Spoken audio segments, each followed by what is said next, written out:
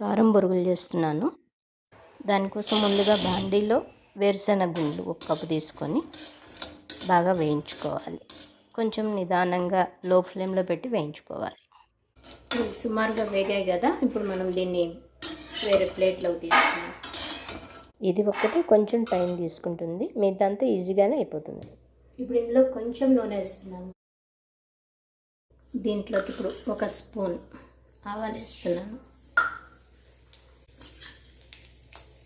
జీలకర్ర 2 స్పూన్స్ వేస్తున్నాను. బాగా వేయించుకొని ఇప్పుడు ఒక 4-5 మిరపకాయలు, ఒక గుప్పెడంతా కరివేపాకు ముందే కడిగి ఆరబెట్టుకున్నాను.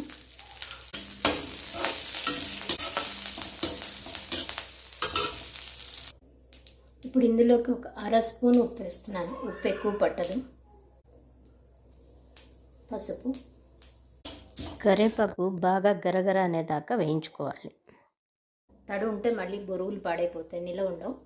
వేయించుకున్న శనగగుండ్లు కూడా వేస్తున్నాను.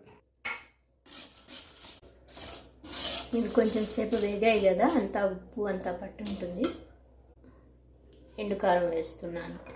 అది ఎక్కువసేపు వేగకూడదు, అది కలపగానే మనం బొరుగులు వేయాలి.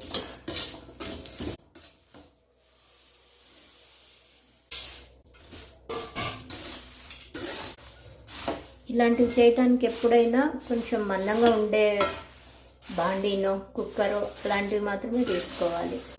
కంప్లీట్గా వేగాయి. ఇంకా స్టవ్ ఆఫ్ చేసేసి చల్లారేదాకా పక్కనుంచి తర్వాత వేరే డబ్బాలోకి మనం మార్చుకోవచ్చు.